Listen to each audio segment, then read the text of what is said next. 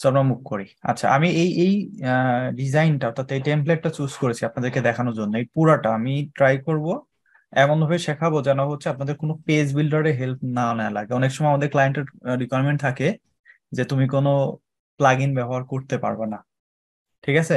এখন আপনি যদি প্লাগইন ছাড়া একটা ডিজাইন রেডি করার সক্ষমতা আপনার থাকে, সেক্ষেত্রে কিন্তু প্লাগইন দিয়ে ডিজাইন করা বা ডেভেলপ করাটা আপনার জন্য একদমই মামুলি ব্যাপার, যেটা আমরা পারি অলরেডি, তাই না? সো এই জন্য আমি যেটা প্ল্যান করেছি আপনাদের জন্য, যেন হচ্ছে আমি কোনো প্রকার প্লাগইন ছাড়া দেখাইতে পারি, ঠিক আছে? পুরোটা ডেভেলপমেন্টের মাধ্যমে হবে। এখানে হচ্ছে কাস্টমাইজেশন আছে, আমরা তো জানি কাস্টমাইজেশন আছে না থিমের মধ্যে, এখানে থাকে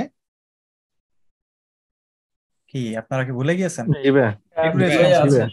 হ্যাঁ, কাস্টমাইজেশন অর্থাৎ জি এই যে ভাইয়া আমরা থাকে।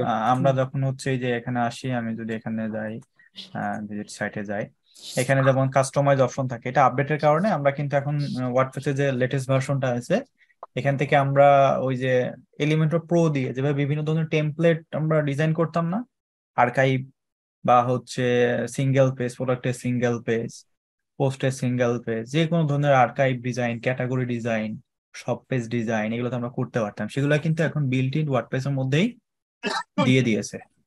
সো এখন যখন আমরা নিজেদের থিম তৈরি করবো তখন কাস্টমাইজেশন অপশন এখানে চলে আসবে। দেন আমরা কাস্টমাইজেশনের মাধ্যমে আমাদের এই যে যে কন্টেন্ট গুলো দেখতে পারতেছেন, কালার এভরিথিং আমরা চেঞ্জ করতে পারবো। এছাড়াও আমি হচ্ছে যেমন আমরা অনেক থিমে দেখেছি যে ড্যাশবোর্ডের মধ্যে থিম অপশন চলে আসে না? জি ভাই। হ্যাঁ আসে। ফুডমার্টে দেখেছেন বা দাইস, কি আরো অনেক থিম আছে যেগুলোতে দেখেছেন, তো এই সবগুলোই আমরা দেখবো, ক্লিয়ার করবো, ওগুলোর মাধ্যমে আমরা বেসিক্যালি এই থিমটা ডেভেলপ করব। তো এটা যদি আপনারা শিখতে পারেন, সেক্ষেত্রে হচ্ছে এই যে এই সকল ডিজাইন, আমরা তো এলিমেন্টের ডিজাইন করতে পারবো না, বলেন তো? জি ভাই, জি ভাইয়া। এলিমেন্টর বা গুটেনবার্গ বা ডাব্লিউ এগুলো কিন্তু আপনার নিজেরাই পারেন, ওটা আমার এখন আমি এটাতে দেখাবো না, ঠিক আছে? তারপরে এই যে এখানে দেখতে পারতেছেন সার্ভিস, এই সার্ভিস গুলো আমাদের আসবে কিসের মাধ্যমে? এই যেমন এখানে আমরা দেখতে পাচ্ছি পোস্ট নামে অপশন আছে, পোস্টের মধ্যে অল পোস্ট, অ্যাড নিউ, তারপরে ক্যাটাগরি ট্যাগ। সো এখানে আমি সার্ভিস নামে একটা অপশন করে দিব, যার মাধ্যমে যখন পোস্ট করা হবে সার্ভিসে, কখন ক্লায়েন্ট কিছু পোস্ট করলে এভাবে আমাদের ওয়েবসাইটে এসে শো করবে। বুঝতে পারছেন? একদম ডাইনামিক্যালি।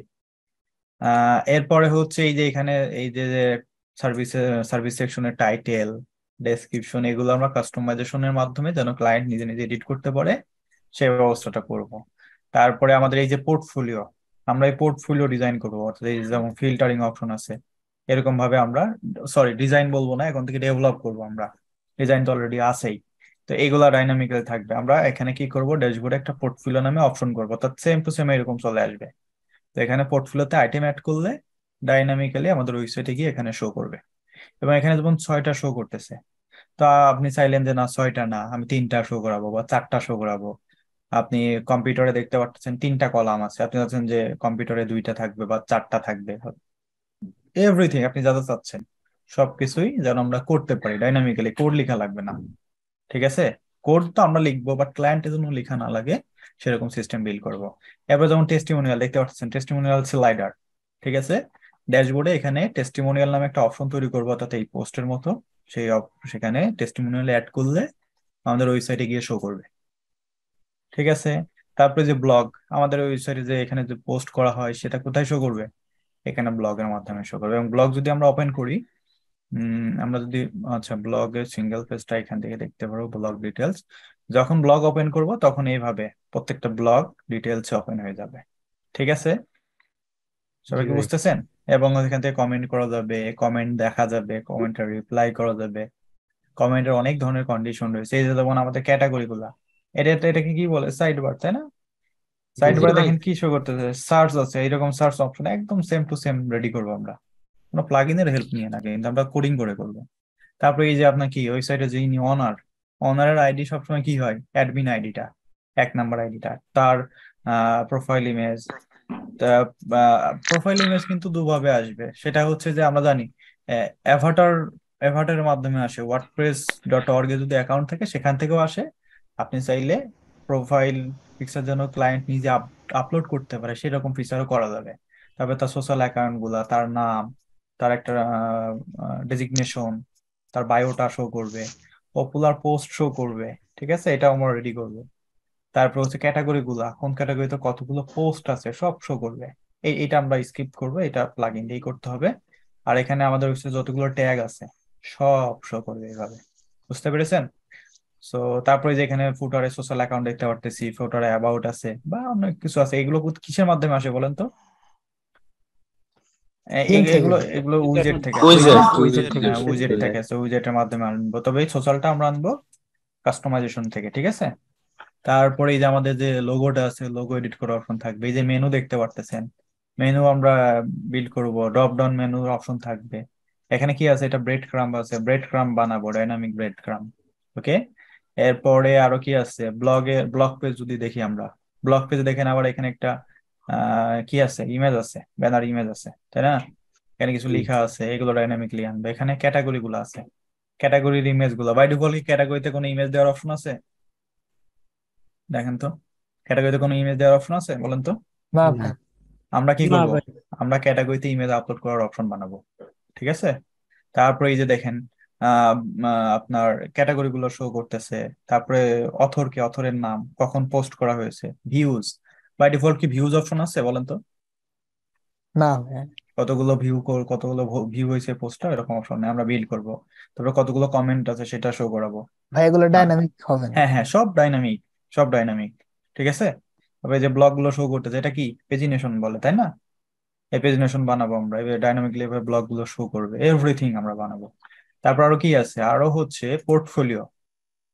পোর্টফোলিওর মধ্যে অ্যাকচুয়ালি ওই যেগুলো আছে ওগুলাই, এখানে আমরা হয়তো আইটেম বাড়াই দিব, এগুলো আছে। দেন এটা গেল। তারপর হচ্ছে পোর্টফোলিওর আমাদের পোর্টফোলিও ডিটেলস অর্থাৎ সিঙ্গেল পেজ।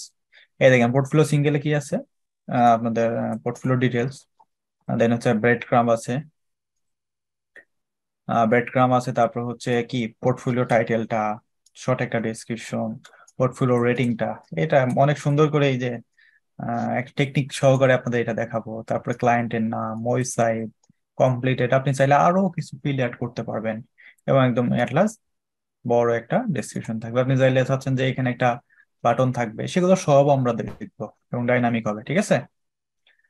জি আর কি ভাই। আছে আমাদের, আরো আছে হচ্ছে অ্যাবাউট এর মধ্যে যে যেগুলো আছে ওই হোম পেজে যেগুলো ছিল ওগুলো মোটামুটি আমরা তো বিভিন্ন ওয়েবসাইট যখন বানাইছি তখন তো দেখছি, তো হোম পেজে যা থাকে সংক্ষিপ্ত আকারে থাকে, বাকি পেজ গুলোতে ডিটেলসে থাকে। আর এই যে থিমটা বা ডিজাইনটা, এটা কিন্তু আমরা কি করব, মনে করেন যে থিম ডেভেলপ কিন্তু দুইটা অ্যাসপেক্টে হয়। একটা হচ্ছে আপনি সেল করার উদ্দেশ্য, আর একটা হচ্ছে ক্লায়েন্ট বেস। ক্লায়েন্ট বেস আর সেলের মধ্যে পার্থক্যটা কি? সেলের মধ্যে পার্থক্য হচ্ছে যে আপনার এই থিমটা জাস্ট একটা ডিজাইন পারপাসে কিন্তু ইউজ হবে না। আমরা যেমন অ্যাস্ট্রা থিমের কথা বলি, অ্যাস্ট্রা থিম কি একটা পারপাসে ইউজ হয় বলেন তো? না না ভাই। ভাই। না কেউ ভাই। পোর্টফোলিও বানায়, কেউ ব্লগ ওয়েবসাইট বানায়, কেউ ভিডিও স্ট্রিমিং ওয়েবসাইট বানায়, কেউ নিউজ আপনার পেপারের অপশন নিউজ আছে। পেপার বানায়, কেউ আবার ই কমার্স বানায়, কেউ আবার এলএমএস বানায়, বিভিন্ন ধরনের আছে। বাট আমাদের এই টার্গেটটা হচ্ছে যে এটা হচ্ছে ক্লায়েন্ট আমাকে একটা ডিজাইন দিয়ে দিয়েছে, এই জিনিস, এই ডিজাইনটা আমাকে ওয়ার্ডপ্রেসে ডেভেলপ করে দিতে হবে যেন ক্লায়েন্ট সবকিছু নিজে নিজে ম্যানেজ করতে পারে। এটা কিন্তু উদ্দেশ্য আমাদের, কিন্তু এটার উদ্দেশ্য এমন না যে এটা যেন সেল করতে পারে, ঠিক আছে? এই উদ্দেশ্য নিয়ে আমরা থিম বানাবো, কারণ আপনি যদি হচ্ছে এমন উদ্দেশ্য নিয়ে একটা থিম বানান যেটা যেন সবাই সেল করতে পারে, অন্যকে বিভিন্ন পারপাস ইউজ করতে পারে, সেক্ষেত্রে আপনাদেরকে একটু আলাদাভাবে কাজ করা লাগবে। আলাদাভাবে কাজ করা বলতে কি আপনার বিভিন্ন ধরনের ফিচার, এক্সট্রা অনেক ফিচার অ্যাড করতে হবে। তো আমরা যেমন বিভিন্ন থিম ইউজ করি, সেখানে কি দেখি যে ফিচার গুলো আমাদের লাগে না সেগুলো থেকে যায়, তাই না? ওগুলোর পিছনে কিন্তু অনেক কোড লেখা হয়, অনেক কিছু করা হয়।